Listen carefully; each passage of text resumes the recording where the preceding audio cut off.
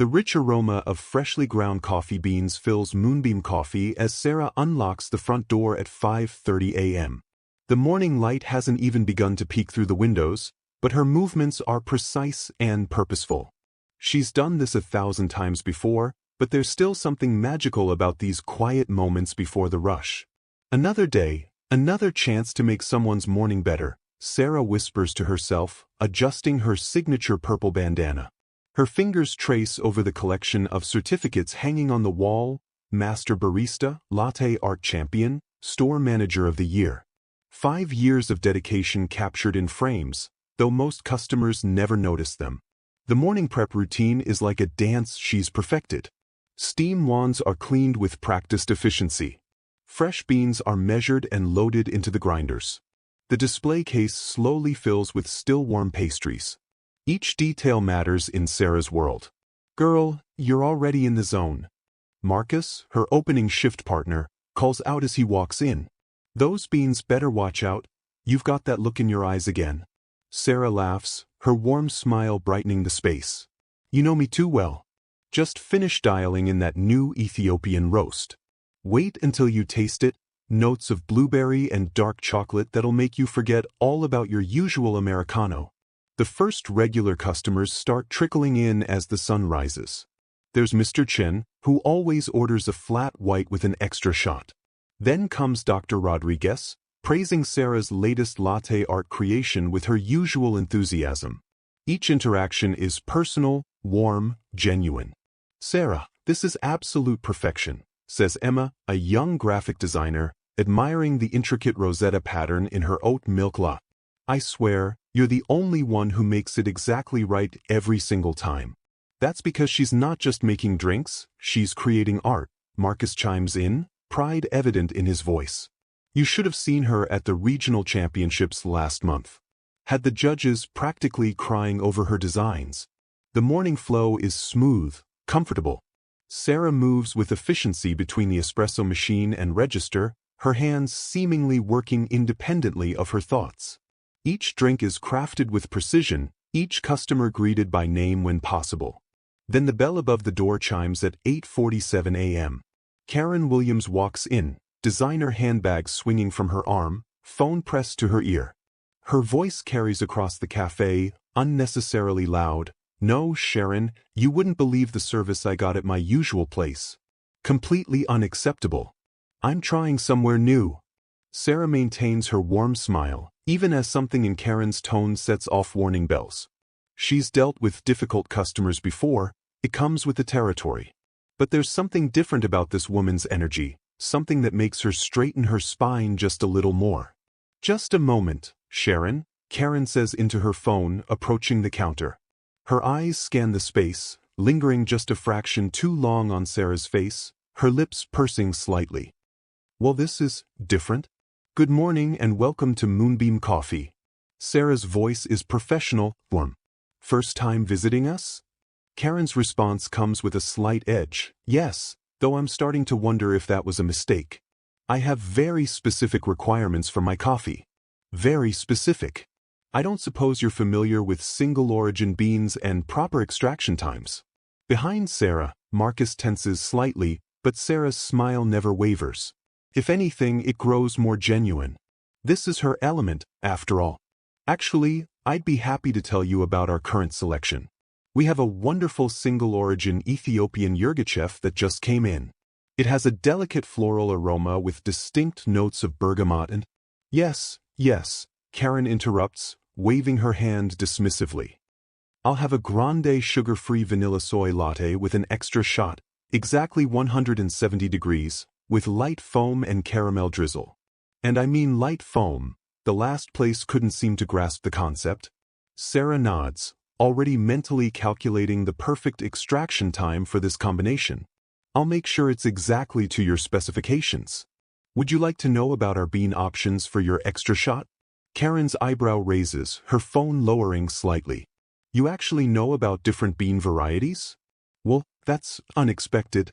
"Indeed I do," Sarah responds, her voice steady despite the implied slight.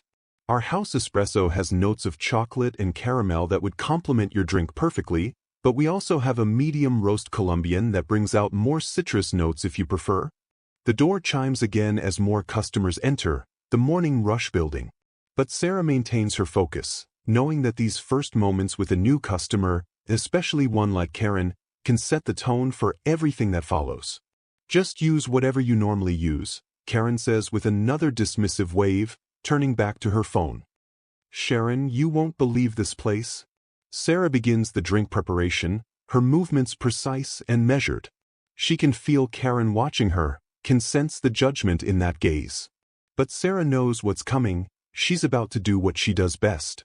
Marcus slides past her with a supportive shoulder bump, whispering, "Show her what you've got, boss." Sarah smiles, steam wand in hand, ready to create another masterpiece, even if this particular customer might not appreciate the artistry. The morning sun now streams fully through the windows, catching the steam rising from the machines, creating a momentary halo effect around Sarah's workspace. The stage is set. The players are in position. And in just a few moments, Karen Williams is about to learn that assumptions can be a dangerous thing to bring into Moonbeam Coffee.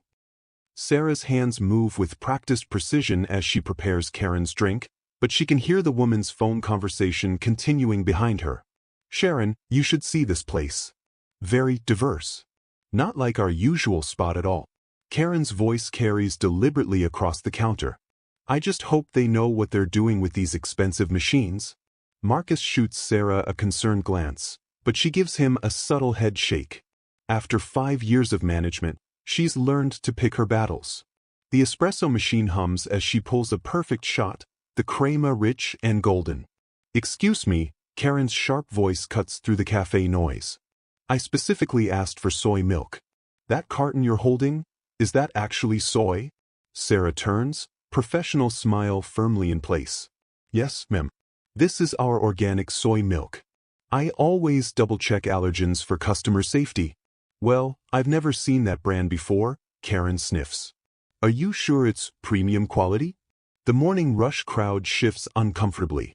Regular customers exchange glances, familiar with Sarah's expertise.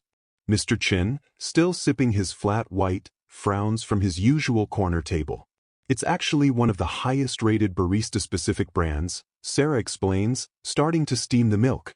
"The protein content creates a better microfoam for latte art." "Latte art?" Karen interrupts with a scoff. "I didn't ask for any fancy drawings. I just want my drink made correctly. Perhaps I should speak with a manager about proper training procedures." The steam wand whistles to a stop. Sarah carefully swirls the milk, checking its temperature and texture. "I'm actually Because really," Karen continues, now projecting her voice to the entire cafe, "there should be certain standards. I mean, just looking around, I'm not sure this establishment is quite what I'm used to. The clientele seems rather urban." The cafe falls silent. Even the espresso machine's hum seems muted. Dr. Rodriguez, in line for her second coffee of the morning, steps forward, but Sarah catches her eye with a slight smile. "Ma'am," Sarah begins, her voice steady and clear, "your drink is almost ready. I just need to—" "Sharon, I'll call you back," Karen says into her phone. "I need to make sure this girl doesn't ruin my drink. You know how it is with these? Well, you know." She turns to Sarah, speaking slowly as if to a child. "Listen, dear. I've been drinking specialty coffee since before you were born. I can tell just by looking that you're probably more suited to one of those simpler establishments. Like a fast food place?" Behind Sarah, Marcus drops a metal pitcher with a clang. The sound echoes through the still cafe. "Actually," Sarah responds, her movements never faltering as she begins the final pour, "I've been a certified master barista for 3 years now. Won the regional championships in latte art last month, and I've trained over 30 baristas who've gone on to open their own shops." "Oh, honey," Karen's laugh is sharp and dismissive. "Those little certificates they hand out don't really mean much in the real world." "Now, about that manager?"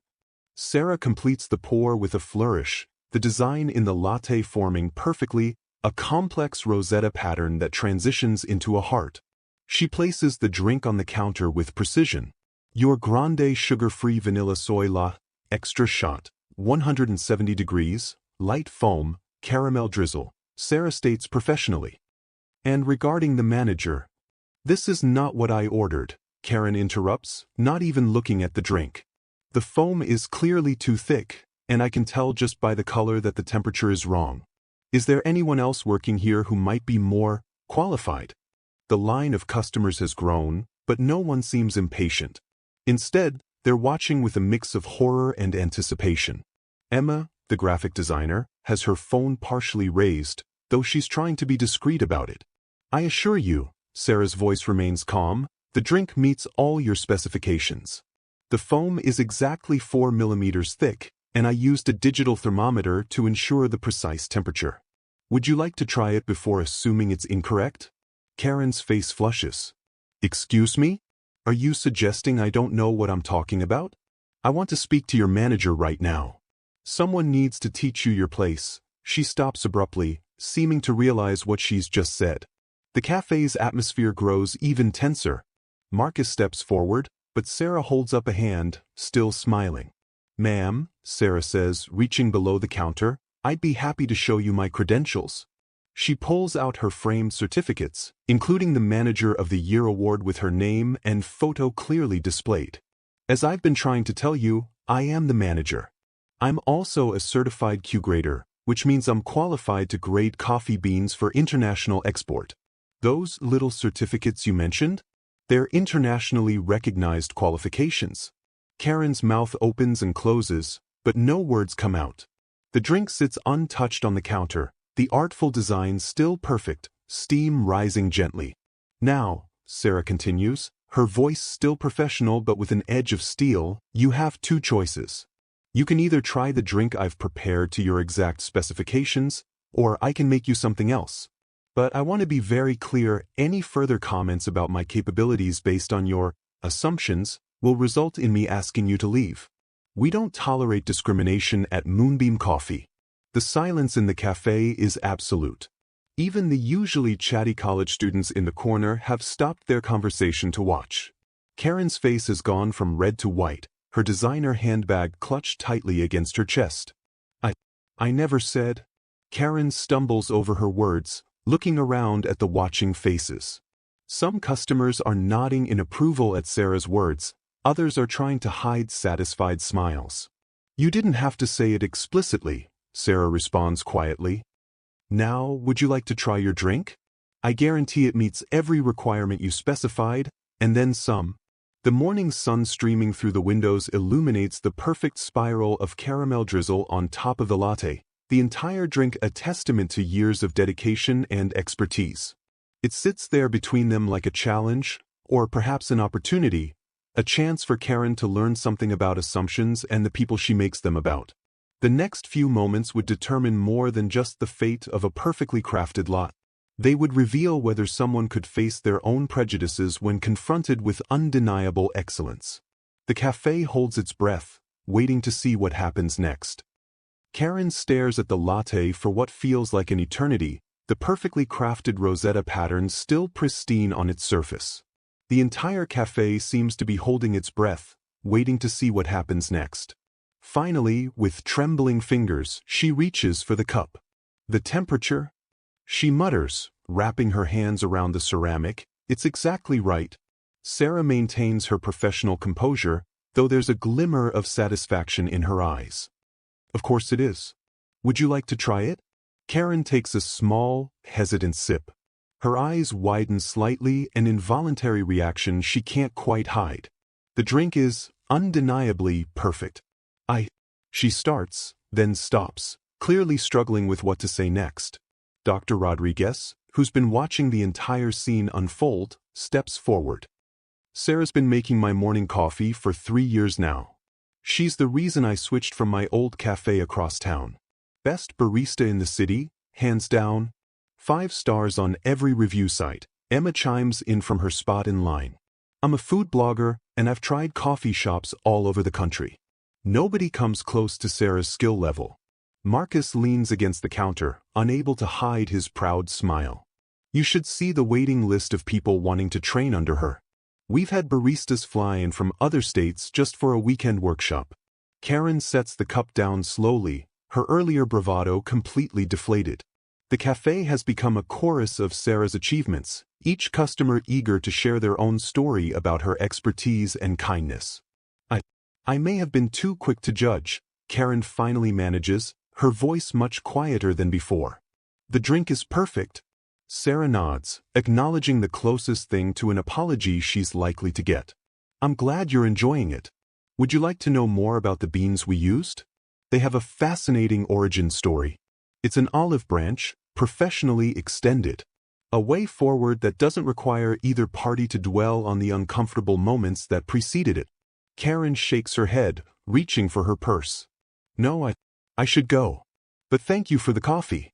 It really is exceptional. She places a $20 bill on the counter, not waiting for change, and hurries toward the door. Just before she exits, she turns back briefly.